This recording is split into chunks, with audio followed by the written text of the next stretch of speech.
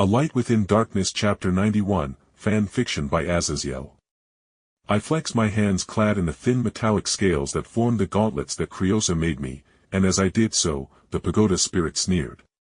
"Those are mine. My spirit destroyed itself, making those, so you at least owe me that."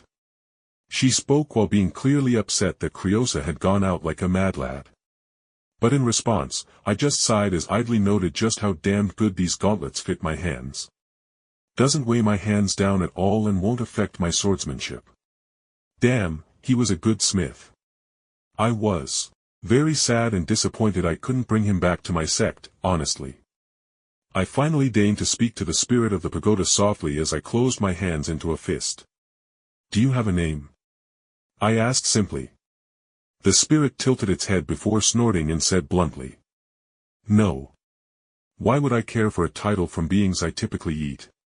Now, hand over those gauntlets, and our bet may continue." I shook my head with a smile coming across my face as I spoke patiently as I noted the beautiful waves in the metal of my gauntlets.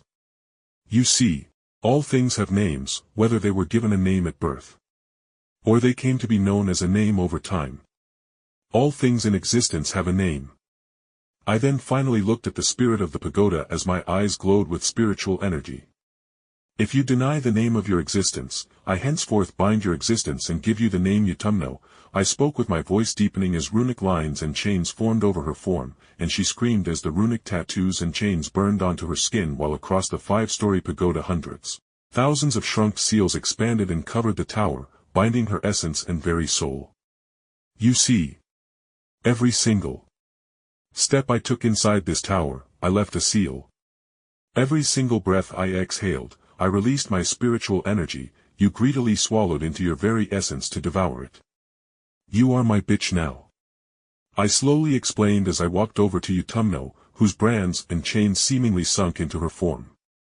Thousands of seals, my very own essence, you literally did this to yourself in all reality. Now, I mentally called upon Utumno using the seals I branded upon her, and I gained an awareness of the internal structure of her pagoda's body. "You bastard! How dare you cheat?" She growled while the floor beside me cracked, and then, with a sobbing noise, the slime-covered form of Atraxia was dropped beside my feet.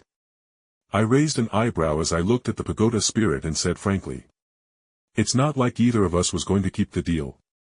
You knew I wasn't going to submit, and I knew you wouldn't honor your deal. Just behave, and I can help make you more powerful and feed you demons as you already want," I said bluntly as the ground in front of me cracked open, as a platform rose up and up to waist level with the things that the pagoda spirit had sealed away on the top floor, while I tossed the dozen-odd demons or whatever that were in its bowels and other rooms out of the pagoda. Special herbs, mystical metals, bones from the incarnations of greater demons and other spiritual entities. Jackpot! I thought with a widening smile as I waved my hand, and all the items were deposited into my spatial bag hanging from my waist as Atraxia gently rose to her knees while shuddering at the treatment she faced in the pits that were little different from the demunculaba that would devour the essence of spiritual entities like demons. Lastly, in the center of the table was the main attraction. The female clone of Fulgrim, that was obviously a failure due to a lack of a primarch soul and aura.